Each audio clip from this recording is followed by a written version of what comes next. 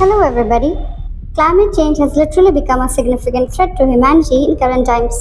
आपके जहन में भी अगर तो ये सवाल है कि can climate change really drive humans extinct? Or can it ever be apocalyptic for humans? You are gonna find all of your answers in this video. So tighten up the seatbelts and let's unravel what they have kept hidden from you for centuries. दुनिया में floods आ रहे हैं, cyclones आ रही हैं, tsunamis आ रही हैं, wild Fyers हो रही हैं, इवन लोग मर रहे हैं और घर तबाह हो रहे हैं। लेकिन ये साहब शायद आजकल सस्ते नशे कर रहे हैं, क्योंकि इन्हीं की एडमिनिस्ट्रेशन के अंडर डिपार्टमेंट ऑफ एनर्जी की एक रिपोर्ट के मुताबिक climate change isn't really a big problem for which लगाना इनके साइंटिस्ट शायद भूल गए। Although this report has received a severe backlash from all around the world, Trump's obstinacy remains persistent as always. मजीद इन साहब को लगता है कि क्या नहीं हुआ अगर कुछ इंच आज फूड ओशन लेवल राइज कर जाए तो सीवे पे प्रॉपर्टीज खरीद लेना। अमेरिका की आवाम को इनसे सिर्फ एक सवाल करना चाहिए, इतना बिजनेस लाते कहाँ से हो खोपड़ी में। I really wish were Trump not this illiterate or selfish. Rising ocean levels can trigger a whole chain of adverse effects in the world.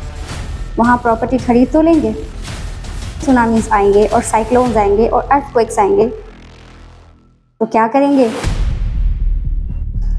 ये दुनिया तबाही के दहाने पे खड़ी है, मगर multinational companies, business tycoons and industrialist अपने पर्सनल गेन्स के चक्कर में आवाम को चक्कर दिए जा रहे हैं।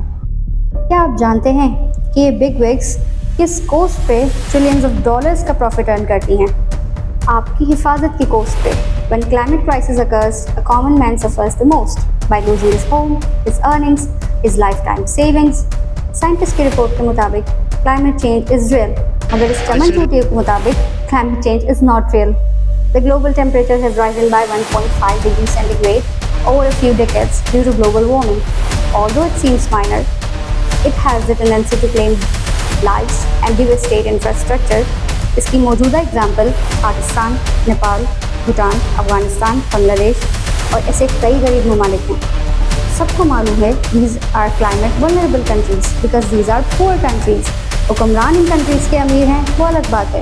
Pakistan being the fifth most vulnerable country suffers the most. More than 800 casualties, damage to infrastructure and displacement of millions of people have been reported in recent flash floods of 2025. And the situation persists. मतलब ये situation continue कर रही है। Similarly 2022 में भी पाकिस्तान में बहुत ज़्यादा फ्लडिंग हुई थी, जिसकी वजह से बिलियंस ऑफ डॉलर्स का नुकसान हुआ था और कई कीमती जानें ज़ाया हो गई थी। अब कसूर इनका हो या इनका, नुकसान एक आम इंसान का ही होता है। बट आपने घबराना नहीं है, क्योंकि ये है ना आपको डुबाने, मेरा मतलब बचाने के लिए। IPCC के मुताबिक climate change can not drive humans extinct. Why and how? Because इससे ना तो न्यूक्लियर वॉर जैसी तबाही आ सकती है और ना ही कोविड-19 जैसी। It only affects the vulnerable जो गरीब हैं, जो इस क्राइसिस से कूप नहीं कर सकते। सो गाइस जस्ट रिलैक्स, अमीर को कुछ नहीं होगा, जो भी होगा वो गरीबों के साथ होगा। Poor people, poor communities, poor countries will suffer the most from this climate change. So basically, climate change human race extinct नहीं कर सकता, मगर एक आम इंसान को extinct ज़रूर कर सकता है। And the current system let that happen as long as the capital is being built.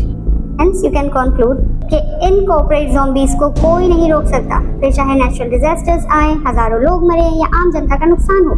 Because for them, the question isn't whether climate change is the end of the world. It is if climate change is the end of their world. If it is not, then let it be whatever it is and however it is.